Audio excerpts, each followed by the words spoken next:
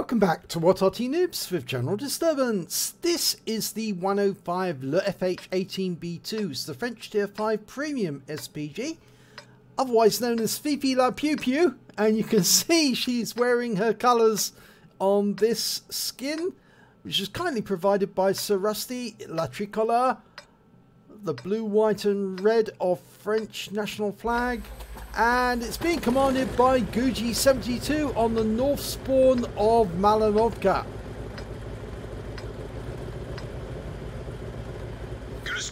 Battle commenced.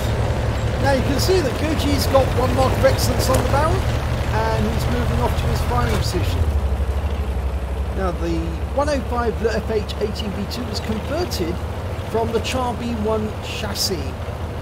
The Germans captured a number of Char B1 tanks, and after the fall of France they were actually converted to be used by the German forces for other vehicles, and quite a few were turned into flamethrower tanks, others to Panzer B2s, but 16 were converted into Arty, and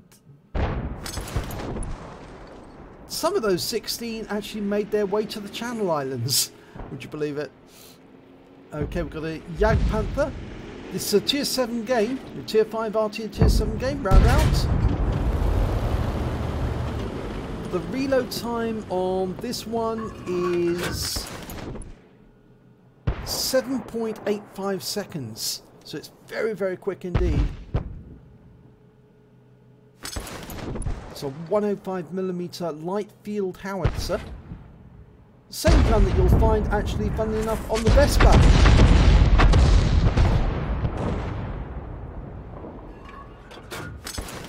And the same gun that you'll find also on the Panzer Lafette.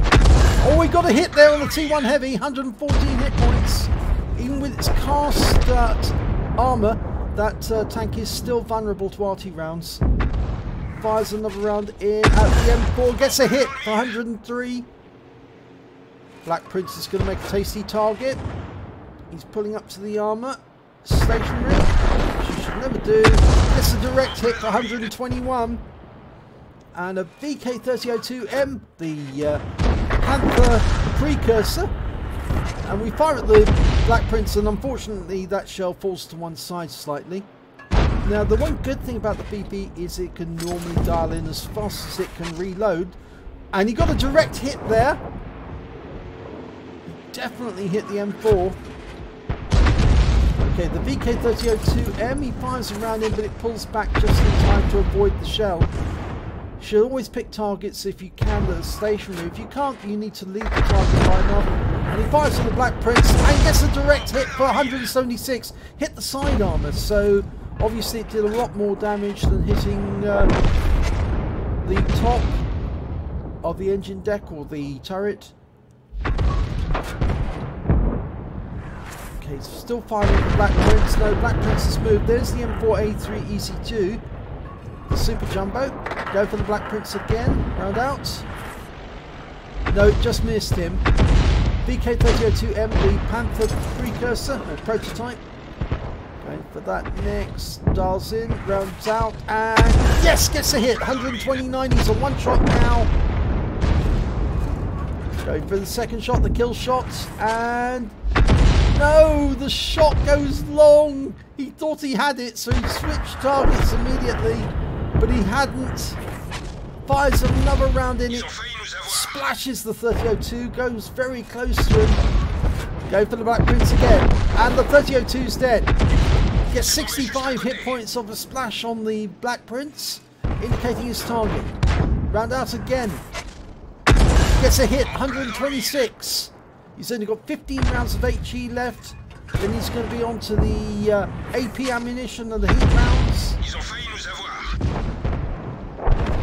Of course, this Arty is one of the few that actually does still carry AP rounds.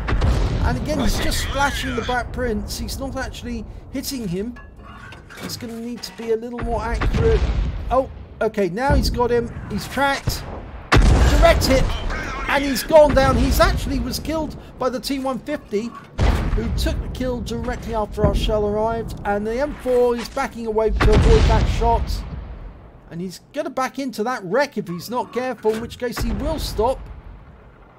He's pulling forward, fired around him, blind. Nope, just hit the ground. Well, with all that frantic activity, we're now down to just 10 rounds of HE, 1 round of heat, and 8 rounds of AP. Fired another round at the M4 and get a hit this time, 183. That was a more substantial one. Another round in. And that's a kill shot. 277. It must have gone through some weak armor and took him out altogether. The average alpha damage on this Arty is 410 hit points.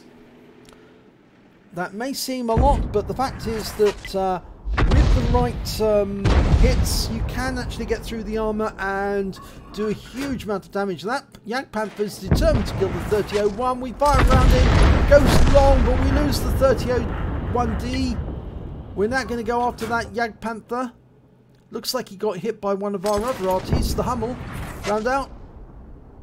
Or actually, it's the SU-122. Sorry, not the Hummel. We got a hit there. A solid hit. But we've lost sight of him. And since we've only got 5 rounds of HE left, we're being very cautious about what we fire at now. It's a Type T-34. Now you can see the trajectory of the PP means the shells are much higher than others, which means we can look over that rock at the Type T-34. There's also an AMX ELC there, who's stationary. Oh no, he's just moving slightly. Round out. Direct hit wipes him out. That's a one-shot kill. 320 hit points. And the Type T-34 has been killed by our Cromwell. Unfortunately, the Cromwell was killed by the enemy Hummel. And that means now the score is even. There's 4 tanks left on both sides. Both sides have 2 Arties. One side, our side, has a heavy tank and a tank destroyer. The enemy side has a medium tank and a tank destroyer. They've got a Cromwell and a Jagdpanther, which we know is badly damaged.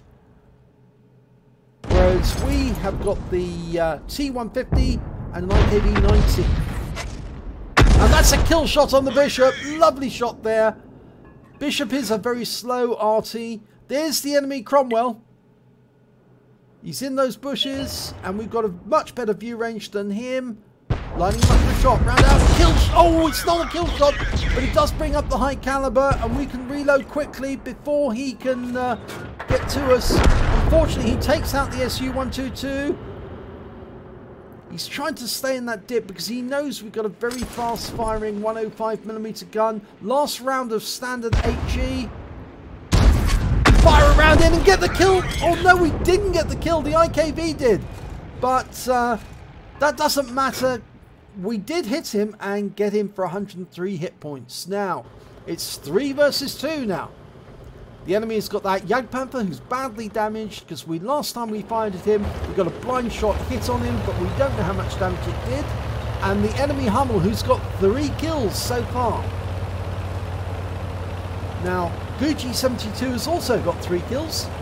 The IKV's got 2 and the T150 has got 1.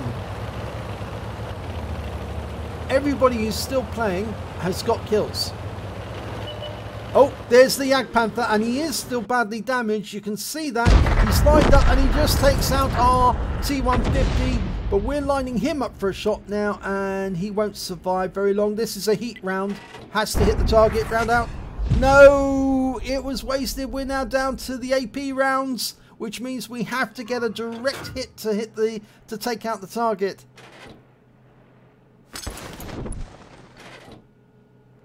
With a heat round, you have to get it bang on target, because if it doesn't hit the target, it's just going to make an expensive hole in the ground. Now we're looking for any signs of destruction. You can see there's a building over there just got knocked down in the village, which indicates the Jagdpanther is still there, and another one goes down, and some more. So we know the path of the Jagdpanther. We know where he is generally. We can see it moving through the picture. There he is. There's some fencing going down, so we know he's in picture. There he is. He's moving, and he's coming towards the IKV. He tries a shot. Now he's stationary. Dial in and hit him. Oh, it hits him, but it doesn't go through. So we did get a hit, and there's the Hummel firing at the IKV. Now we're going to join the IKV because the good thing is we've got better view range than the Hummel has. And if we join the IKV, we should be able to hunt down the Hummel, find him and kill him, unless of course he is in an ambush position hidden in the bush. If that's the case, then this is going to be very, very difficult because we'll have to get very close to spot him. Now the Hummel is the Tier 6 German SPG, developed by Alcat in 1942, based on the chassis of a Panzer III-4. Now he's got a view range of 265 meters, whereas our Fifi has got a view range of 390. Oh, the IKV is drowned! The idiot went through the deep water. Oh dear me, what a silly thing to do. What was he thinking? And they're saying in chat, what an idiot. Yes, he is an idiot. You just drove through some deep water and drowned. Oh God. You should have seen on the mini-map that that was deep water. Now it's Arty versus Arty, but we are in the cap, which means the enemy is going to have to try and come and find us to shoot at us. After that, he's going to have to fire randomly into the cap area, and there's no guarantee that he will hit the target. But remember, we're firing AP, not HE, which means we do have to get a direct hit on the enemy. Somebody says, never underestimate stupid. Well, yep, unfortunately that IKV driver has just demonstrated extreme stupidity by going through deep water. I don't know why he decided to do that. It really does defy belief, really, sometimes, that some people will drive through deep water thinking, oh, this is fine, no problem, I'll come out the other side. And of course they don't. And the Hummel is deciding to fire into the cap. And of course, this is an encounter game.